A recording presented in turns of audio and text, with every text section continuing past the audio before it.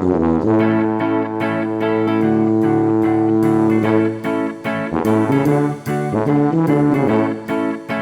everyone, and welcome to the Double Stuff Podcast, where we're double the hosts, double the topics now, and double the fun. And I'm Alan. I'm Dan. I'm Charity. And I'm Sarah. And like we've been doing so far, we're going to reach into, or Sarah rather, is going to reach into the magical hat.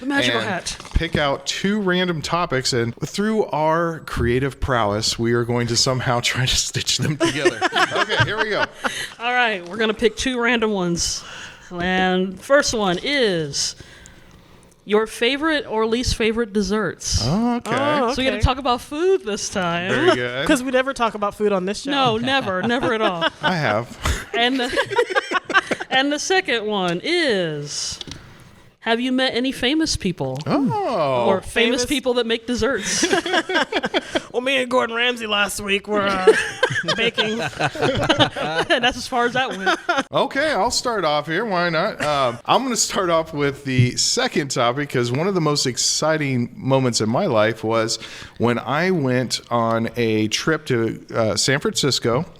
And I had never been to San Francisco before. So one of the biggest reasons that sold me on going to the Academy of Art was just San Francisco itself. It was my first time in a major metropolitan city, and it was mind-blowing. One of the first trips that I took out on my own, just exploring, was to Union Square, and that's sort of the main park of San Francisco. It's just above Market Street, surrounded by lots of famous hotels and things like that. And everybody kind of walks, and there's all kinds of different shops. I caught something out of the side of my eye as I was walking, and I saw a profile ahead of me turn to her left and then keep walking. And I said, that's Annette Bening, the actress.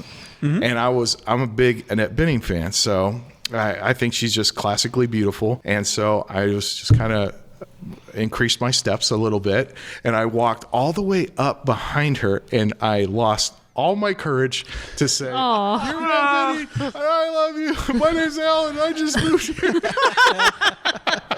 But I'm sure she appreciated my first encounter with a famous person that wasn't an encounter at all. It was just more of it was just noticing that they were on this planet. Yeah, exactly. So that was my first experience. I mean, it is kind of daunting when you realize you're literally inches away from someone that you've seen on TV or in the movies, and then you're like, "Oh, I'm just gonna go up there," and then your mouth is like, "Nope, nothing's gonna come out of there." Exactly. You the whole way up, I was talking. It's just another person, Alan. It's just she's just another person, another famous Hollywood actress. Yeah, and she'll want to talk to you because she's an interesting person. You're an interesting person, Alan. So you should just go up and talk to her. And that did not happen at all.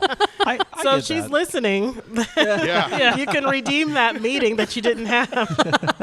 I totally get that. This isn't like my celebrity or encounter, a famous person encounter or anything, but when I went to a concert, I went to CKY, which is an older band that I'm sure most people probably haven't heard of that are listening to this. We were in Lawrence, and we had gone outside right between the starting, the opening band, and then like before the next opener came on. And the drummer for CKY, who's Jess Margera, who you may have heard of, Bam Margera. He's a skateboarder, and he was in the Jackass TV show and stuff like that. His brother was the drummer for the band. And I saw him standing out there because I'd seen him in the the videos and stuff like that. And my wife was like, you should go talk to him. And I was just kind of like, well, what am I going to say? Like, what am I going to say to this person? Like, they're out here taking a break, getting ready to go on the show. So I didn't do it. Same thing. It was the same situation. So another chicken out story. No. I mean, I did actually meet somebody famous. That wasn't it. You just made me think of that. So who did you actually meet then? So it actually is, I guess, a little relevant for being in solitude. I got you back. I got you, but then here's my story.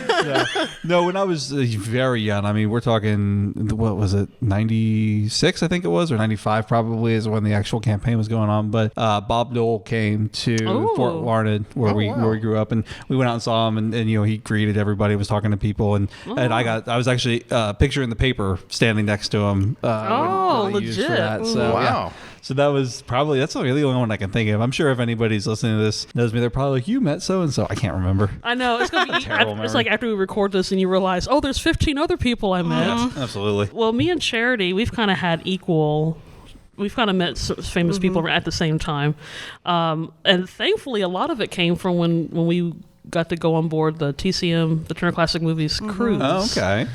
I mean, first and foremost, we got to meet Robert Osborne. And for those of you who are classic movie fans, that's an ultimate big deal to meet him. I mean, there's a lot of famous people that never got to meet him. So it's kind of cool that we got to on multiple occasions. But because of that, we got to meet Lou Gossett Jr., who was super zen, if you've ever seen him. He's like 800 feet tall. Very zen. Robert Wagner, yes. If you guys have watched, I guess the most recent thing, I know he was in the Austin Powers movies. So, and the Pink Panther, like the original Pink Panther. So yeah, I got to meet Robert Wagner. We were in close proximity with Jerry Lewis. We didn't get a chance to meet him, but we were like pretty close. And Ernest Borgnine. A lot of them are classic movie stars. What are these meetings like? Like, was it like you got to go talk to them, or just like say hello? I was just curious. Like, if you're on a cruise ship, nobody can go anywhere because you're all in the middle of the ocean. That's captive audience. Like, I got Unless you're going overboard and you're swimming. That's what I love about that, because it's like, where are you going to go? Into the ocean? I don't think so. Some of them was a chance meeting. Like, we met them going down the hallway. Some of them, they actually did have a meet and greet that we got to spend, a couple minutes. We saw Alex Trebek like running for his life. He was walking down the hallway. I think they had just finished a meet and greet or something, and he was trying to get away from the crowd. And all the old ladies were like, Alex! Yeah, so we see Alex just like jet, and we're like, what's happening? And we see this crowd just like this low thunder. People, they're like 80-year-old women. Yeah, all these women are like, Alex! He was not looking back. He was like, I'm leaving. So we were like this close to Alex Trebek. We felt the breeze as he went by. The breeze of Alex. But yeah, thankfully we got to do that, and I'm looking forward to, hobnobbing, because I'm all for rubbing elbows. We went to the Wichita Comic-Con earlier. Oh yeah. Well, yeah, we went. It was our first time, me and Tracy's first time going to Wichita Comic-Con, and if you guys are big fans of the A-Team, we got to meet Dirk Benedict. Oh, which was pretty cool. And at the time, there wasn't that many people, so we just. We just kind of walked up. We were like, well, if no one else is going to get in line. Yeah. Okay, you guys were talking about Comic-Con. It just made me think of an actual celebrity bump into that I had that was like what you're talking about. So I went to Comic-Con back in 2008. In San Diego, and I was the original. Yeah. And I was looking at comics. Like there was a chair. There was like tables and chairs, and there was like places that they had set up where they would put comics you could go buy, basically, right? So it was like bookshelves. So I was sitting there and I was going down the bookshelf and I was looking at it, and I bumped into somebody, and I turned around, and it was Lou Ferrigno. My God! The Hulk, and I was like, "Oh, I'm sorry," I'm sorry, but I was like, "Oh, I bumped into the Hulk." Survived. Yeah, I was gonna say, did he turn on you? Well, I do have a successful one where I did interact with. Okay, that's a better ending than your first one. All right. So before we switch gears, this would have been early 2000s or something, and to set the stage, I had a buddy who was doing an online magazine and was working a red carpet event, wanted to know if I could freelance photography for him, and I said, of course. And it was for the release of it. Video games had come up enough to where they were getting their own like release and red carpet events. So this was for the very first Gods of War, or is it God of War? God of War. Okay. And it was so bizarre. It was at I want to say the Forest Lawn. So it's like the famous like LA cemetery. And they had army like vehicles, and you would as the celebrities would come up, they would get into an army transport and then be transported up into the cemetery to a giant mausoleum. Wow. Like a real mausoleum. Like I said, weird. I don't know how they swung this, but I guess in Hollywood with LA money, you can do whatever you want. And in the mausoleum, they have fog machines. They have red lights. And in each corner, they have the game set up to where you could play the game if you wanted to. But on the way up in the transport, the members of Korn were up in our transport going up to the mausoleum. Yeah. And they were like, oh, yeah, shucks. James Schaefer and Jonathan Davis, the singer of Korn, and they were so cool. That's awesome. And they were talking about the how excited they were for the video game and things like that. And it was pretty interesting to have been in the 90s listening to Korn. And I was never a huge Korn fan. You know, I knew of them and I had listened to their music, and then here they were, and we were just riding along, just kind of, and it was about like a 5-minute ride up, and it was a lot of fun. That's awesome. That's really pretty cool. So instead of just your typical seeing celebrities kind of go through and just yelling out names for photographs, you actually got to spend a little bit of time with them, and that was kind of fun. That is really neat. That's so cool. It was a weird. I felt weird. I felt like voodoo weird. This shouldn't be done. This is not cool.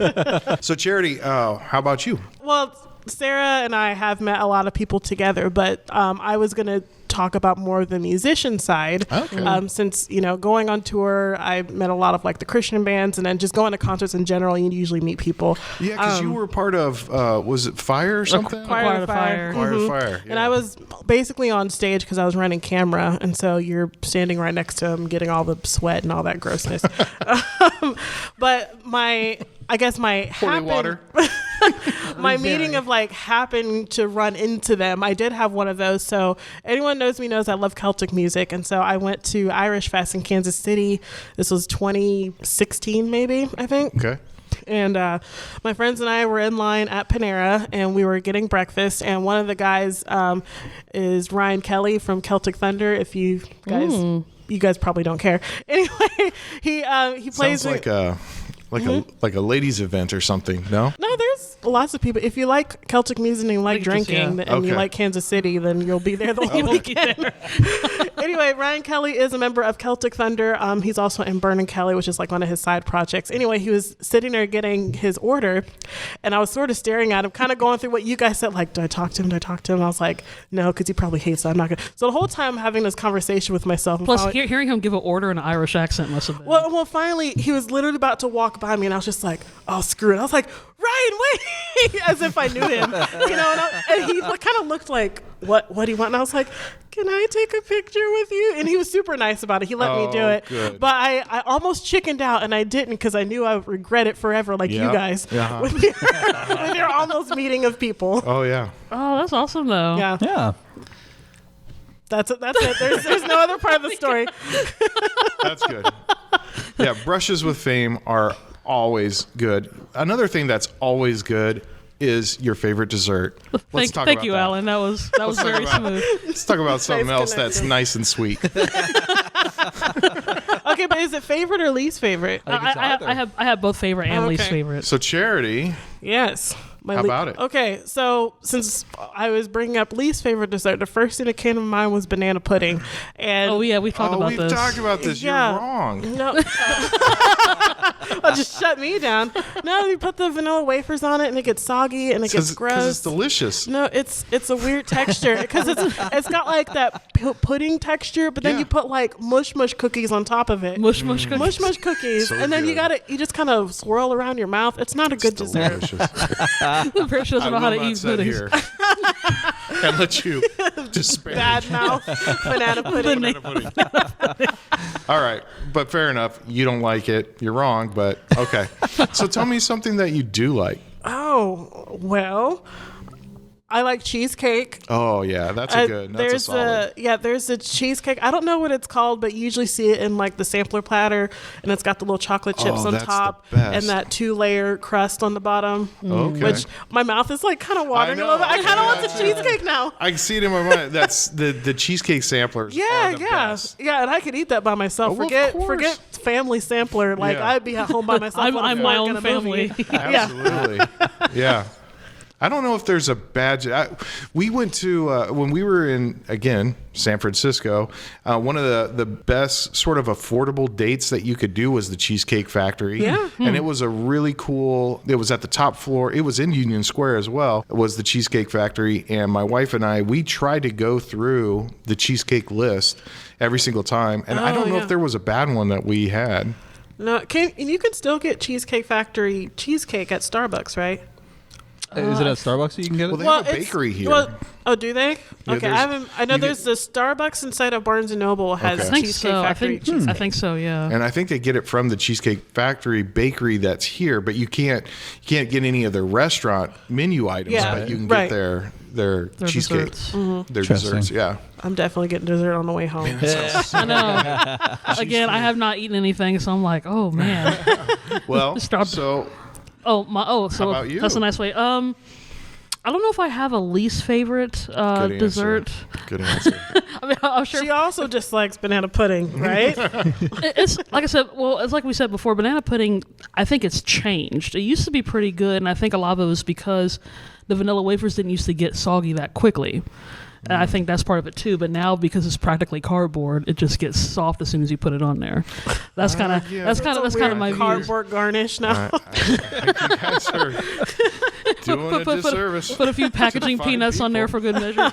I don't know. I think tiramisu is kind of an odd dessert. Oh, I like love tiramisu. It's a fun word to say. Yeah. You know. Definitely. But I'm not a fan of that either. I think if I did have a least dessert, it's dessert that has whipped icing.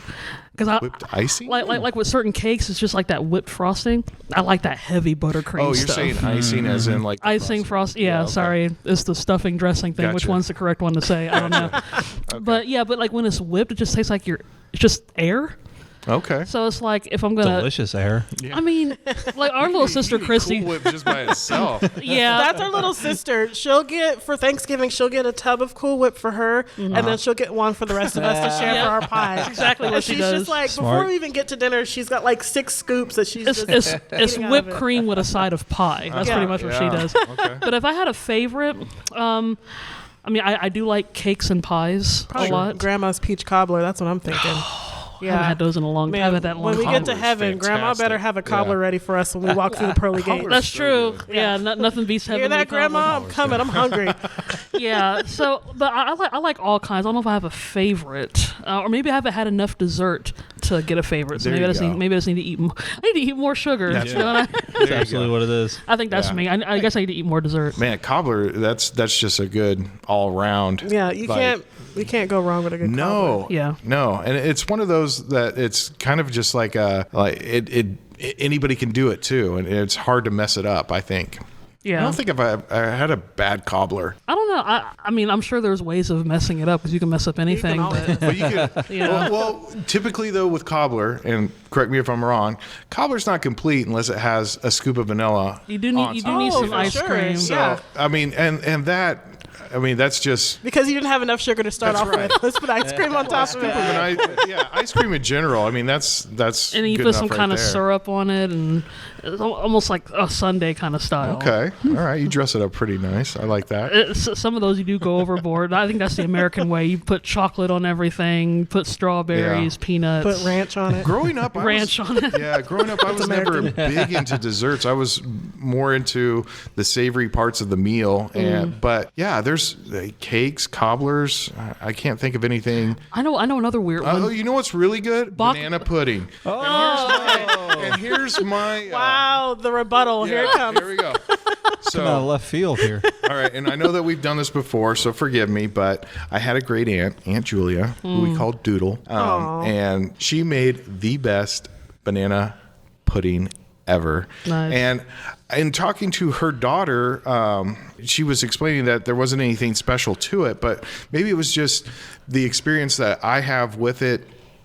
Going to Mount Ida, Arkansas, as a young lad, just knowing that Aunt Doodle had a bowl of banana pudding ready to go. And years later, her daughter revealed to me that she always made it for me, knowing that I would make it. So that's it's more sweet. of a That's memory sweet. to me. Yeah, Yeah. nostalgia. Absolutely. So I get a little bit touchy. Okay, so if I ever had Aunt Doodle's banana pudding, then I would change my mind. But for now, it's still disgusting. And it was always a giant bowl, and I could have as much as I wanted. It was, she was a people pleaser, and she wanted to make sure that you had plenty to eat, just wanted to make you happy.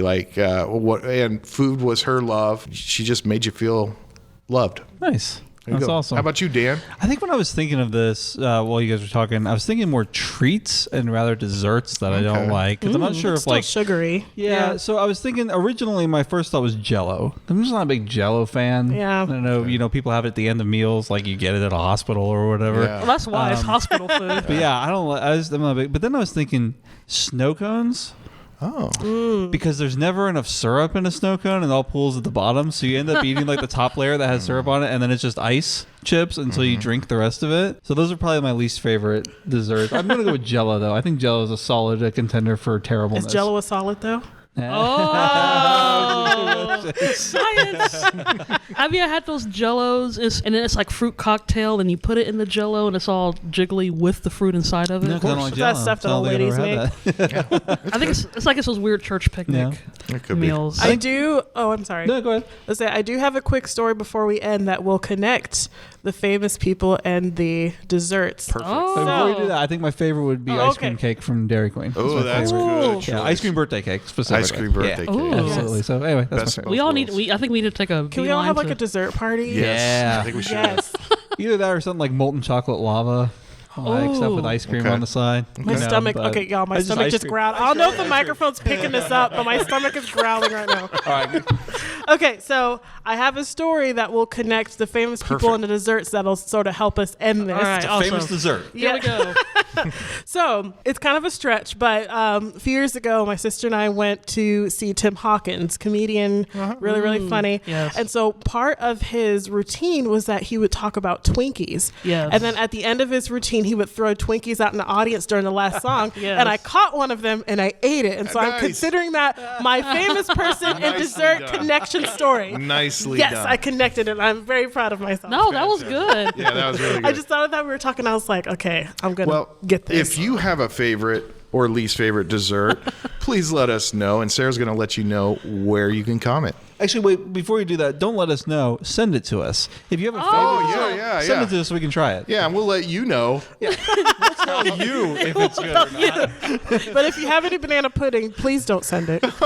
Or send it directly to Alan. Send it to Alan. Alan will try it and let you know. Very good. And Sarah's going to let you know where to send it.